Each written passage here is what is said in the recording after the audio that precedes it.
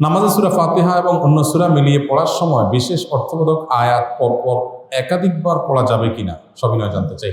নামাজের মধ্যে যে সূরাগুলো আমরা পড়ি, কোনো একটা আয়াত খুবই অর্থবোধক, খুবই মর্মস্পর্শী, খুবই ঈমান জাগানিয়া, এই আয়াতটা আমি বারবার করে পড়ছি, আমার ভালো লাগছে, আমার ঈমান তাজা হচ্ছে, আমার আল্লাহর স্মরণ হচ্ছে, আমার খুশু আসছে, এটা জায়েজ আছে, এটা কোনো দোষের বিষয় না।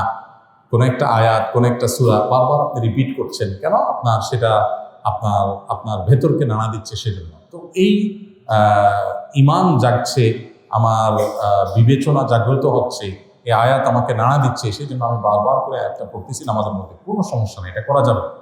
হ্যাঁ, অনেকে অনেক আয়াত দেখবেন, বিশেষ করে হারামের ইমামদেরকে দেখবেন কোনো একটা আয়াত বারবার করে সেটাকে একাধিকবার তেলাওয়াত করছেন কেন? ওই যে অর্থবোধক খুব বেশি আপনার বিবেক জাগানিয়া, সেজন্য কোনো আয়াত আমরা বারবার এরকম করতে পারি, সমস্যা নেই। স্মরণ শক্তি বৃদ্ধির জন্য দরুদ শরীফ পাঠ করব। কারো যদি স্মৃতিশক্তি কম থাকে, সেটা দূরের জন্য নানামুখী উদ্যোগ বা উপায় অবলম্বন করা যেতে পারে। এর মধ্যে থেকে দরুদ শরীফ এমন একটা জিনিস, এটা সকল সমস্যার সমাধান, কমন ঔষধ, কমন ট্রিটমেন্ট, যে আপনি দরুদ শরীফের মাধ্যমে সকল সমস্যার সমাধানের জন্য আল্লাহ তাআলার কাছে দোয়া করতে পারেন। কারণ স্মরণশক্তি কম, তিনি স্মরণশক্তি বৃদ্ধির জন্য বেশি বেশি দরুদ পাঠ করেন। বিশেষ করে দরুদ পাঠ করলে ভুলে যাওয়া জিনিস মানুষের স্মরণে আসে, এটা অভিজ্ঞতা দ্বারা প্রমাণিত।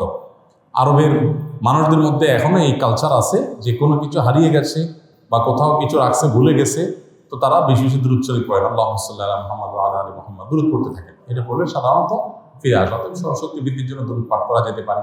এমনিতেই আল্লাহ সুবহানাহু ওয়া তাআলার কাছে সাধারণভাবে দোয়াও পাঠ করা যেতে পারে, নিবেদন করা যেতে পারে।